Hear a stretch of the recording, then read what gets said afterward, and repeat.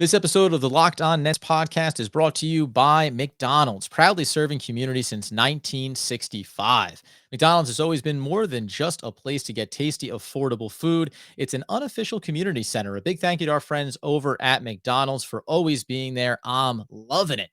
And you're going to be loving this upcoming episode as we welcome Doug Norrie back into the Locked On Nets fold, drilling down on net ratings, offensive numbers, and why we kind of question, from Doug's perspective, what Steve Nash and this coaching staff was doing early in the season, keeping some key figures from last year buried on the bench. We tap into those Bembry minutes and how he's emerged as a key contributor to this roster, and then go into the front court, talk about LaMarcus Aldridge, talk about Blake Griffin, and the enigma that remains one Paul Millsap. What are the expectations going forward? In spite of the 5-game win streak being snapped, a lot of positive vibes going forward for the Brooklyn Nets before they head down to Orlando to take on the Magic. It's all coming up in a jam-packed episode, but first, the theme music.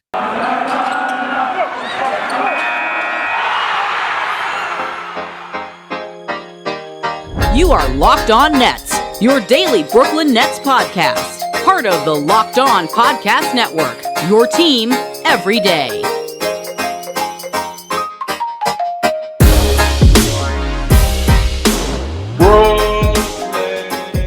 Brooklyn, yo.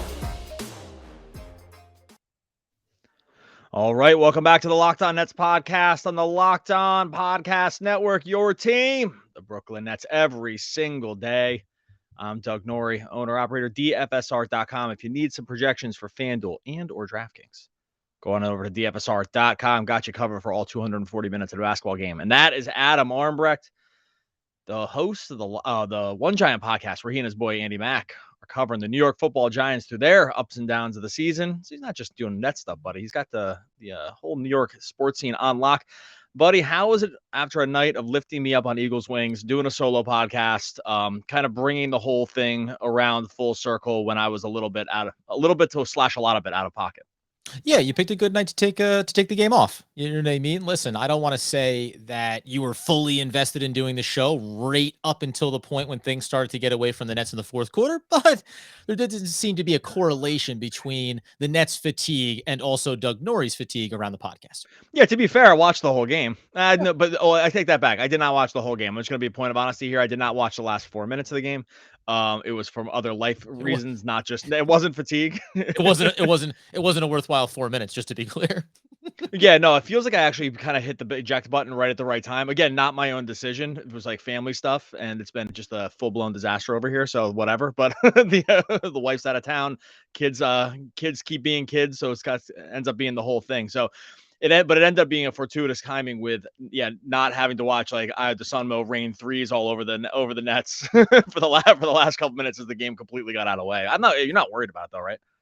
No, of course not. Listen, I said it on that beautiful solo episode that people obviously enjoyed, that this is game 3 of 3 and 4 nights. This is the back end of a back-to-back. It's on a road trip. You mentioned, as we were about to get on, coming from Toronto to Chicago. Like, it's just, there's a lot here to almost assume. I'll say, I don't even know if I covered it just in the initial recap of, I was actually surprised that the Nets looked fresh for as long as they did in this one. Because typically when you get into these stretches, they're in the middle of a 6-game road trip.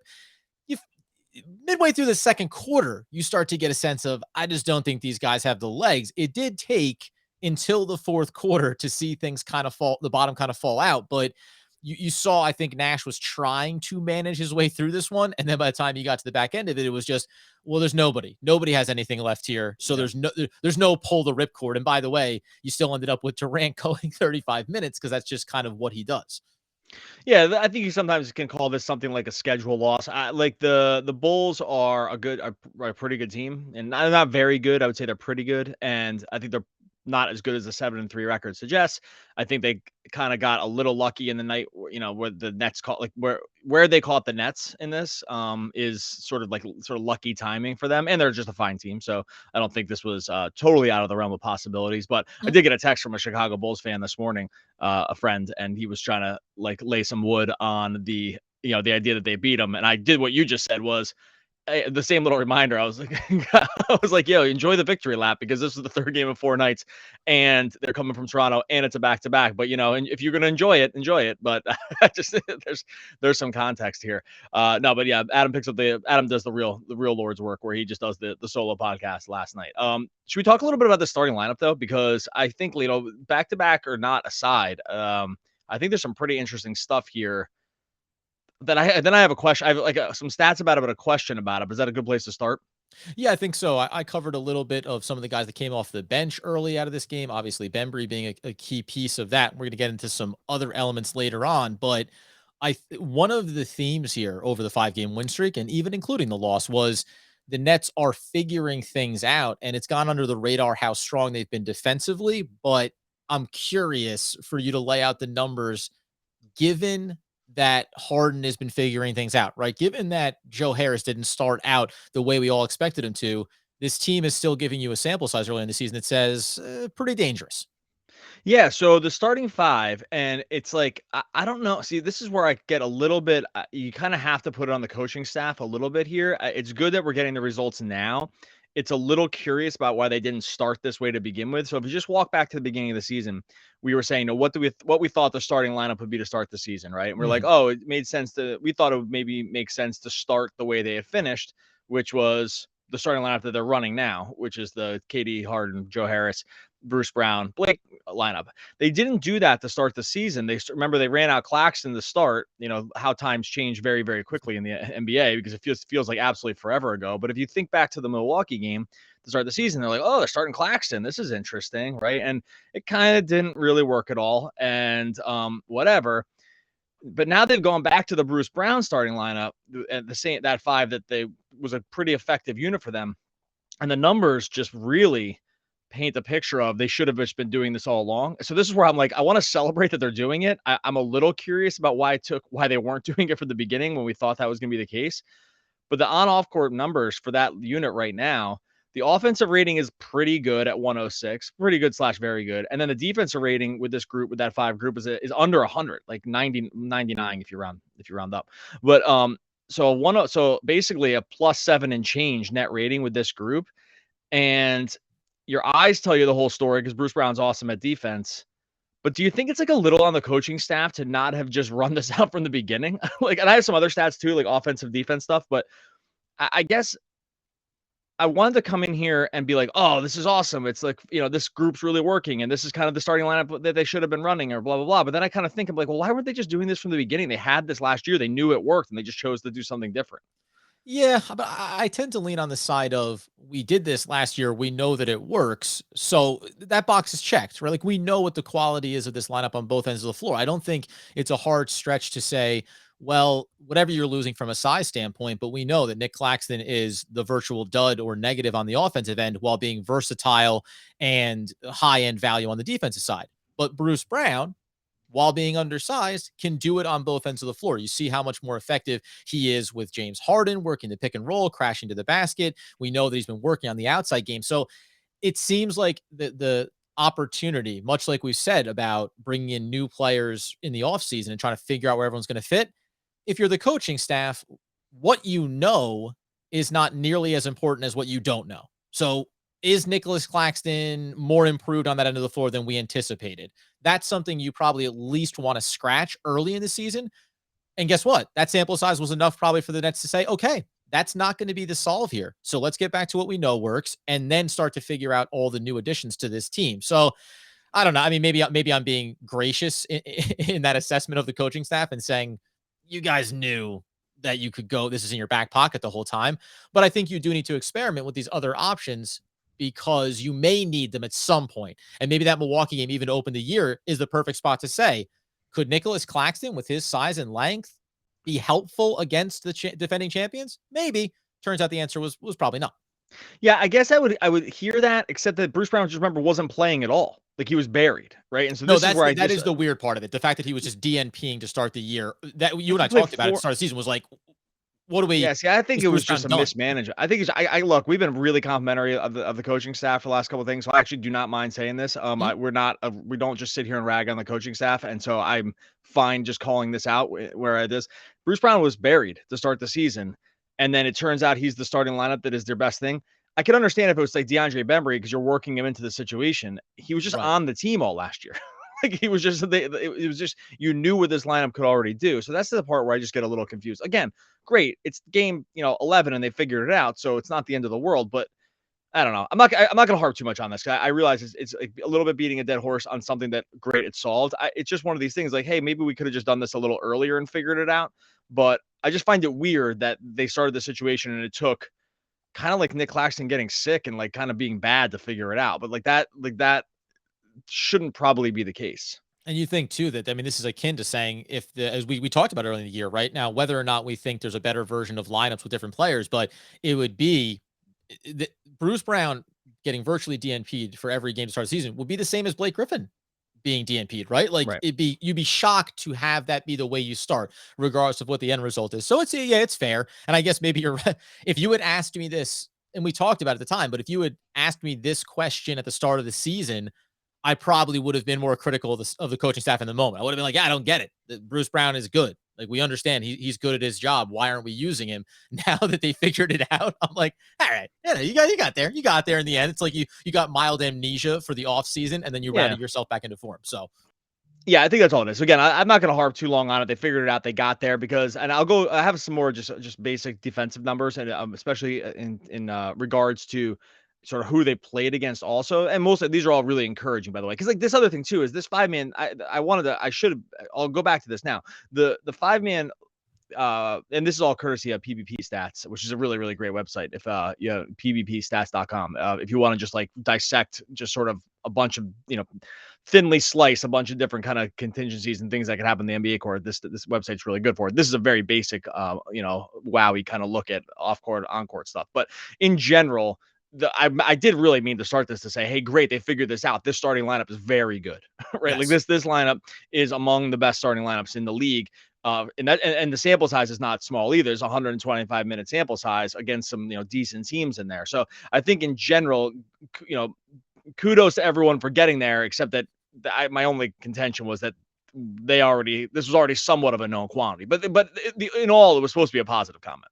oh no, 100%. I want to follow up with a quick question about that, and then get into some other lineup stuff as well. Before we do that, though, got to tell you about our friends over at BuiltBar.com. As you know, Thanksgiving is just around the corner. I love it. We didn't mention this before. My birthday falls right smack in the middle of it. So it's kind of like a celebration, seasonal celebration of yours truly, as everyone should be doing, regardless of when I'm celebrating my birthday. But at the end of the day, you finish up with all the tryptophan, the turkey, the gravy, the cranberry sauce, and then somebody slides a nice piece of pie right across in front of you.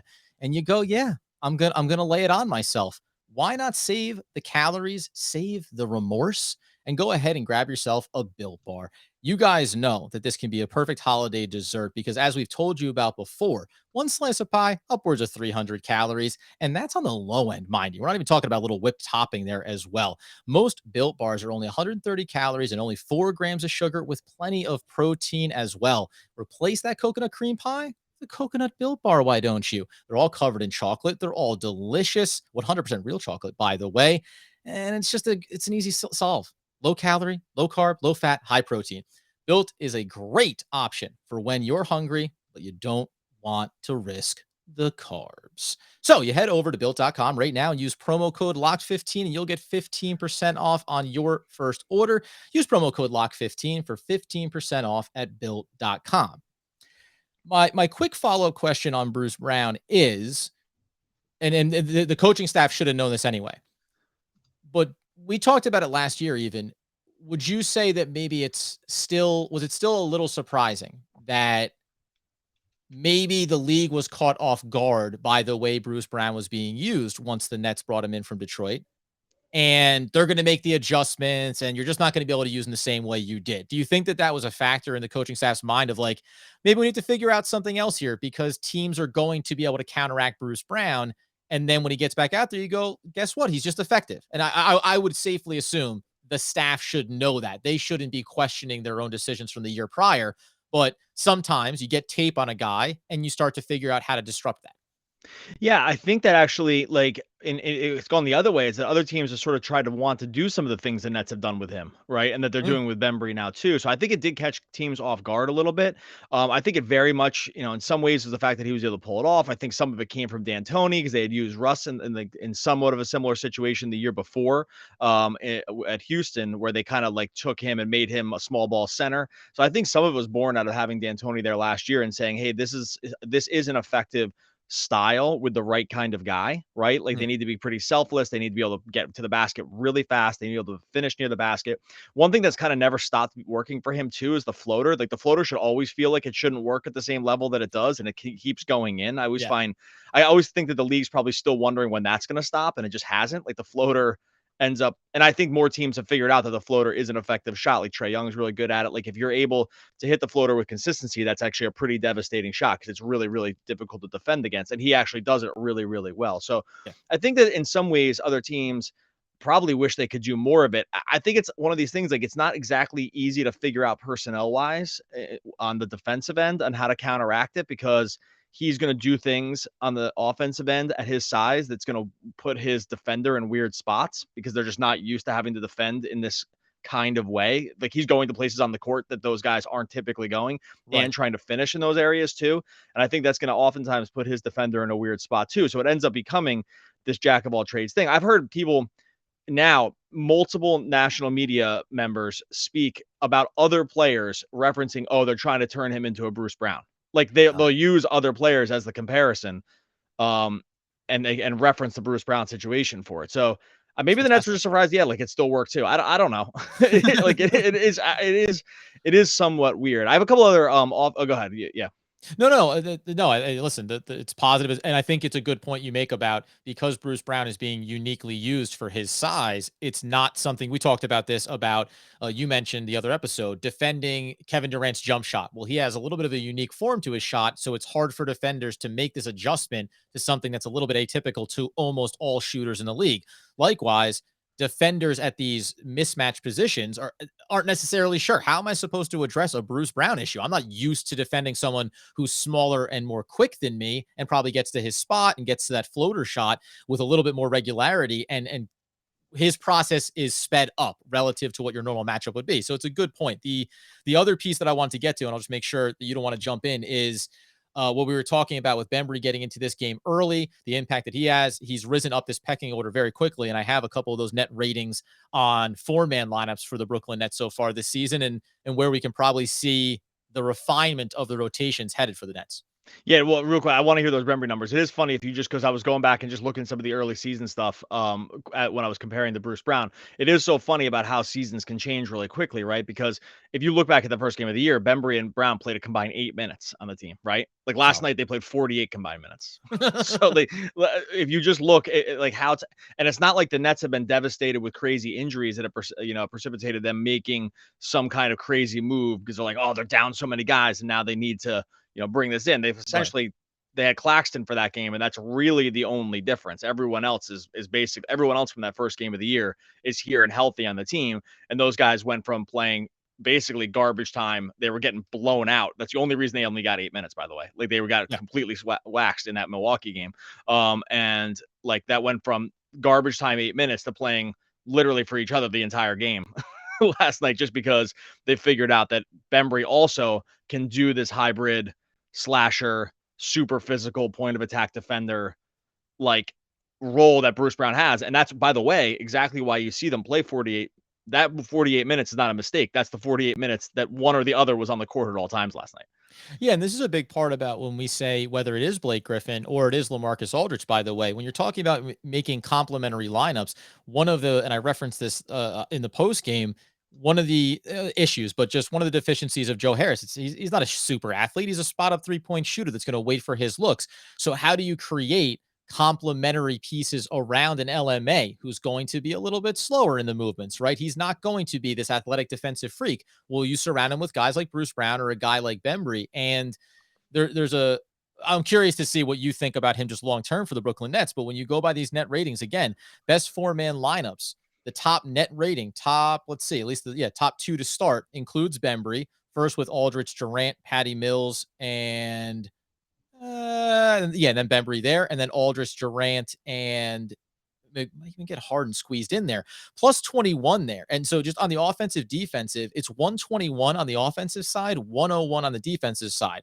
Pretty darn solid in terms of the Yeah. results that you're getting there. And just in as a reference overall, it's on 35 minute sample. When you talk about the best four-man lineups, the drop off from double-digit return in the net rating, the only top three lineups that you get there. The third of which is Aldridge, Durant, Mills, and Joe Harris. So you're getting the balance on both ends of the floor. It's interesting to me to think about, as I referenced Joe Harris, what you gain. And there was a great spot that I talked about in the Chicago game. Bembry's out in the corner. I think it's a Kevin Durant drive. He kicks it to Bembry in the corner, and Bembry. Now we've seen Joe Harris drive the baseline, but that was more out of shock and awe than anything else. The defenses weren't able to defend that. Bembry was in the corner, took a look at it, and then drove in towards the paint and attacked at the rim. His athleticism out of that spot and then throw in obviously the defensive upside, it creates such a different complement when you talk about having high caliber scorers like Durant on the floor, and then even throwing the Marcus Aldridge, who's been so consistent offensively. It's like everything you do on the offensive end is a bonus, which is nice from Bembry, but then you also know that you're getting the versatility and switchability on the defensive end. I just assume that Bembry is going to climb up this pecking order. If he already has, essentially, he was one of the first players off the bench along with Patty Mills last night.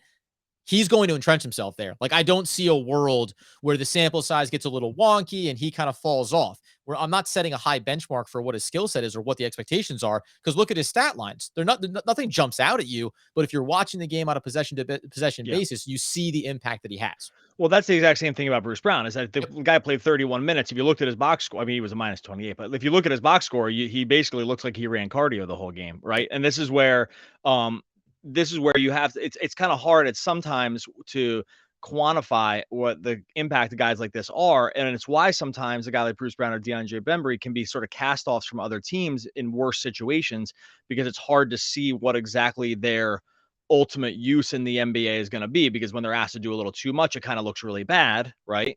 But if they're also incredibly selfless and unselfish and want to do all the little things, plus are really strong, very, very good at defensively, can slash like unbelievably well. Then Nick Nurse even talked about that. They mentioned in the broadcast last night how Nick Nurse had talked about he was one of the great slashers. You can see it with your own eyes, right? If you're willing to slash into open space, go to places, don't feel like you do not need to go.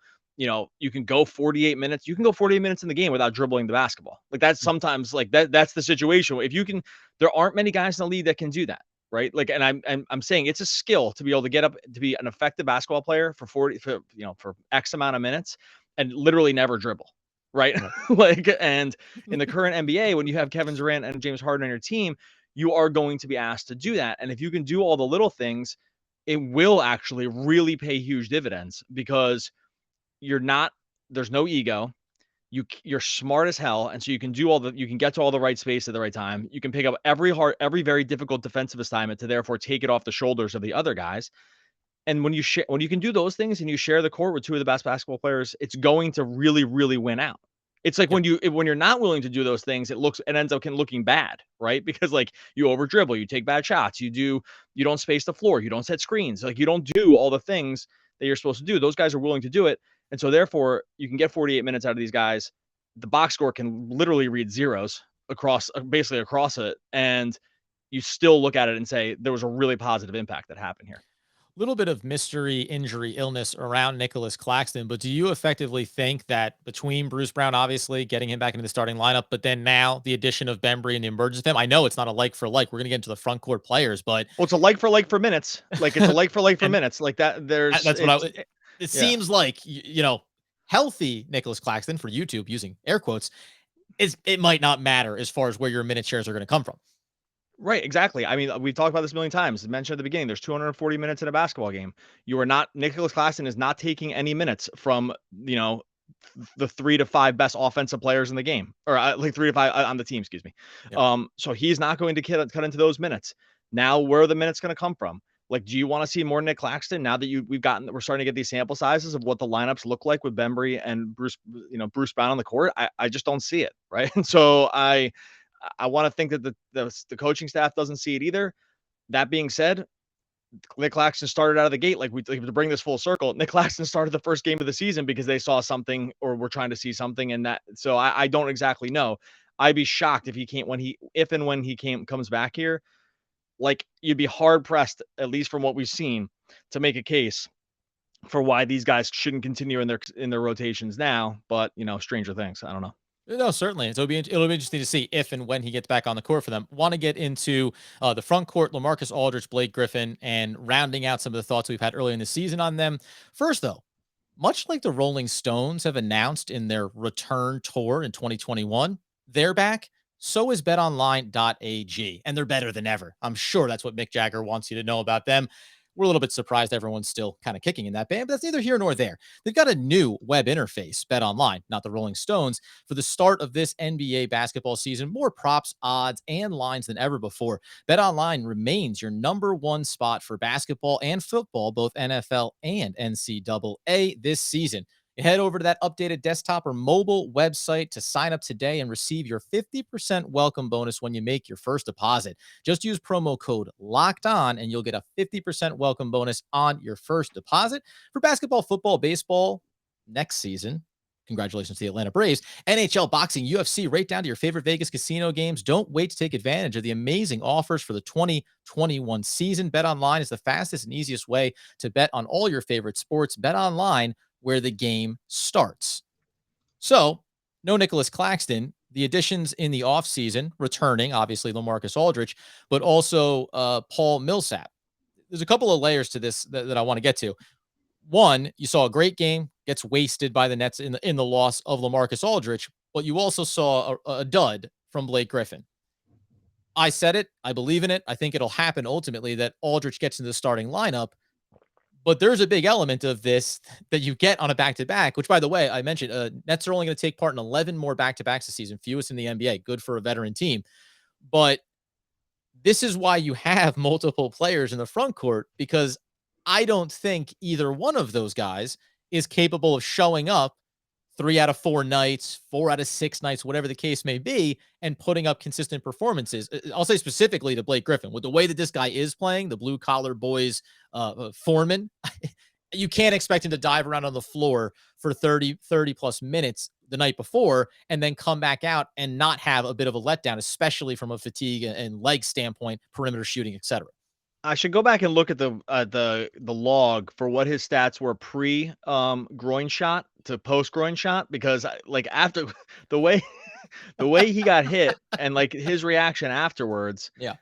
Wait, that was the Bulls game, right? Yeah, that was yesterday, right? Yeah. I'm getting confused. Jeez, God, my brain scrambled. Yeah, like for some reason as I said it, I panicked and thought, oh my God, was that 2 games ago? No, when he got hit against the Bulls, the look in his face made me think like he can't go on. Like he can't, like his on-court retirement right there. When his first free throw was so short that it was one of those ones where you're like, oh no, it's over. Just take him out of the game. Like no one, for anyone that's been in that situation, that's a very tough spot to come back from. So I'm gonna lay his poor performance on the nut shot from yesterday without looking at the pre and post. I'll plant it firmly there. No, look, these guys are old. We've planted talked firmly about it before. there, much like he had it firmly planted there on him. Punch to the junk aside, like these guys are old, and so you are going to get like it's not surprising to me that Blake had a rough one after the Toronto game, right, where he was asked to do a lot, and we talked about the blue collar boys, and he's been beat up he's been really physical over the last couple of games. We saw him Detroit got really physical for him, and so we talked about this as being a concern over the course of the season, is that there's going to probably be regression on what you can expect from him over the course, because he is just doing a lot of very difficult work on the inside. This is the drum we're going to beat all season long, I think, with the physicality on him, is that they are going to need an effective solution, I think, here for him. I don't think it's Aldridge, because Aldridge does not do the things that Blake does. And so it's not, I don't think it's got to probably, like you said, Millsap, we've seen just about nothing from him. So I don't. That's the follow-up. Is it felt like Millsap is supposed to be the pseudo carbon copy of Blake Griffin, and yet, we talked about 15, 20 games, get the sample size, but every time we get a sample, it's not a good-looking size of Millsap. And this is the one guy that you and I have kind of agreed of, man, out of all these older players and Griffin's still doing all the hustle things. LaMarcus Aldridge looks fresh, on and on. Millsap, he just looks half a step slow and can't quite, and even beyond being slow, because LaMarcus Aldridge is slow, but he's slow with a purpose and with a function. Like, Millsap looks like he's just out of place. It just doesn't look like he knows what his role is supposed to be within this team. And I can chalk that up to figuring it out. But when you do feel like it's a somewhat like for like with Blake Griffin, it should almost be, well, watch what Blake's doing and do your best version of that, and that'll probably be more than enough. Yeah, I don't know. It's just it hasn't. It's alarming. That's not alarming.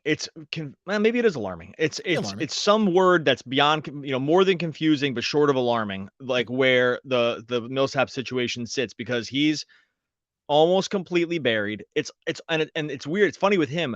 It's oftentimes like he'll get into a game, and it'll be like he reminds them about why he's not playing. But then they look down the bench, they're like, we got to play. Let's send them in, right? Because how many times has this happened this season where he'll come in on what looks to be a solid rotation, and then he comes in, does nothing, and then that's the end of that, right? And it's almost like they need continual reminders that whatever he's doing on the court is just not really amounting to much.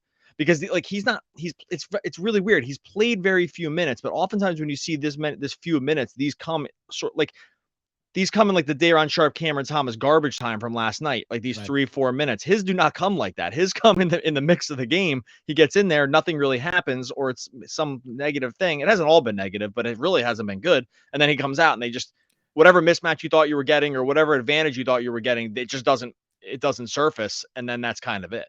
Whatever the top 20 or so plus lineups that you can look up over on NBA.com, Millsap's name doesn't surface in the 4-man rotation. I'm not sure. Now look, one thing I will say one thing about that is, and I'm not shocked by that. If you look at the minutes he's played, he has not played. I bet you, because he's been in a couple of those no offense lineups that we've seen, right? And sometimes these guys' numbers do get helped by sharing. The more time you share with Kevin Durant and Harden, like your net rating stuff can be helped by that, because like it's not totally, because it's supposed to compare just you on and off with similar situations, but I'm not shocked by that piece because his sample size is pretty small, and I do not think he shared the court a lot with them. I'll look it up real quick, but I was going to say, so I broke it down to 3-man lineup just to see where his name comes up, basically just getting as refined as you need to before you get there. Millsap, Harden, and Carter, and then Millsap, Harden, and Patty Mills happen to have the best. Those are the two best defensive ratings on the team. And out of those net differentials, that's 1 and it's 1 and 2 again there. And you have a couple other mixes like Aldridge and Millsap and Harden. The minute shares are around 30, 29, 30. So there are sample sizes here, which maybe can lend itself to. Now here's a bit of the problem with that is this is why, let's tie it back to the top of it. Maybe this is why the Brooklyn Nets wanted to get Nicolas Claxton out there early and see if the offensive game had evolved a little bit, because if you're going to talk about Millsap maybe being a bit of a neutral or slight negative offensively, but has some defensive upside, if Blake Griffin is doing the hustle plays and is trying to play neutral offensively, but defensive hustle upside, well, now all of a sudden you're stacking a lot of guys like that, right? I mean, Bruce Brown is defense first, has offensive value. Bembry, defense first, has offensive value. So maybe that's, a little of the problem that Millsap could be running into is even what your limited value might be right now on the defensive end isn't something that we really can dedicate minutes to, because we are still trying to find a way amidst Harden figuring out his offensive game and adjusting, not having Kyrie Irving. We got to find a way to make sure we have offense out on the court as well. So that could just be a byproduct of, I know it's different positions across the board, but Bruce Brown's a proven commodity and Bembry's bubbling up. Unless you're going to be a consistent offensive contributor, it's going to be hard for a guy like Millsap to crack the rotation with consistency. Yeah, look, real quick, and just these numbers are hilarious. So his off court numbers. So he's played more with Harden than he has with Durant. 44 minutes with Harden with no Durant, and then 22 with Durant and no Harden. Those numbers have been like overwhelmingly a win. Again, it's sometimes easy to stick that with the superstars because you're like, oh, if you're getting minutes with those guys, it's gonna end up being better. Like but that's the whole point of having these guys. So I get it. You can be complimentary and have it be even better and better and better. Better than replacement. But there are I can't even say this number. There are 25 minutes that Millsap has been on the court this season where Harden and Durant were off the court. And again, I would call those lineups that we've seen before. Like, where's the offense coming from this lineup? Right. That's like the one. It's like Patty Mills. It's Bembry. It's Millsap.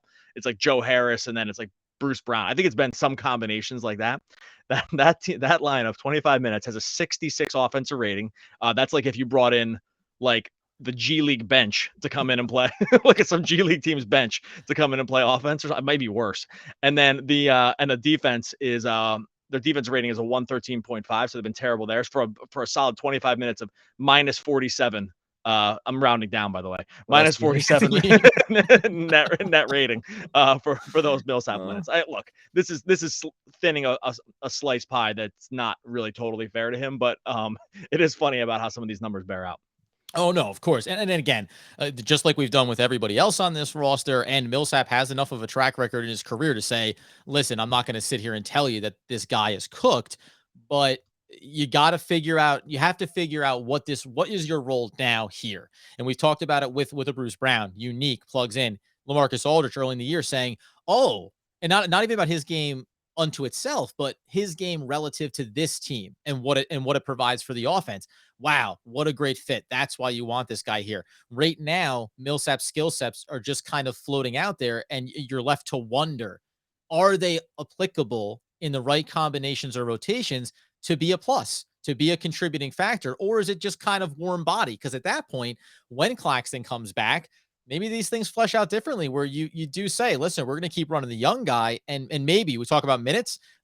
Maybe it's Claxton and Millsap kind of scrapping for whatever falls off the table here to show that they can still move forward with some consistency. And I would make the case out of the two, you're going to give all the opportunity to Millsap, given how this is a veteran laden team looking to win that championship. Yeah, you do to a point. Like they're at a point now where you don't need to do anyone favors. They brought him in, they signed him. If it's not working, it's not working. So I don't think you owe anybody anything. So then quickly, then this does tie into it. It's a ways off, but do you think that a long enough, bad enough sample size out of Millsap, and then maybe combined with what they think is happening with Claxton or what they expect from him, do you think then the Nets as an organization are going to continue to look at this and evolve their opinion about what they may, need, what adjustments they can make in terms of expectations versus where they are now with what they thought was probably going to be a 10 to 15 minute guy, at least on a game to game basis, now essentially being a net zero?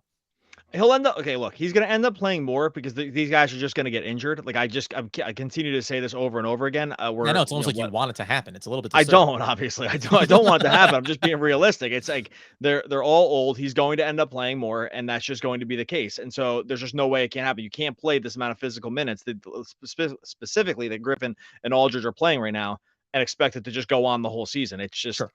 I want it to, believe me. I'm first in line for I want that to happen. It's just very unrealistic to consider that to be the case. So we're going to get longer minutes from him for sure, and maybe that benefits him. Maybe coming in for these 5-minute stretches in a game, it's hard to be super effective on coming off the bench, getting cold. Warmed up, cold, and maybe that's just hard. That's an underrated thing too. So.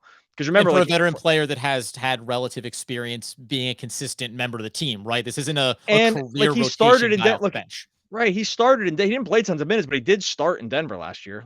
Now they started him and played him 21 minutes a game or whatever, but he still was out there with the starters. And so, this is a different situation for him too. So I'm willing to, not walk it back, but at least give a longer leash on something like that, because even the situation for him is new here, right? And so the guy's basically started his whole life, and so and he just isn't anymore. So maybe that could be part of it too. And it's hard to ramp up for a game when you just are sitting there and you're asked to get in there, and you're not going to touch the ball very often, and that can be a difficult thing. And so maybe that's part of it too. But I do think there's going to be situations where he just plays more, because I just think they're going to need it.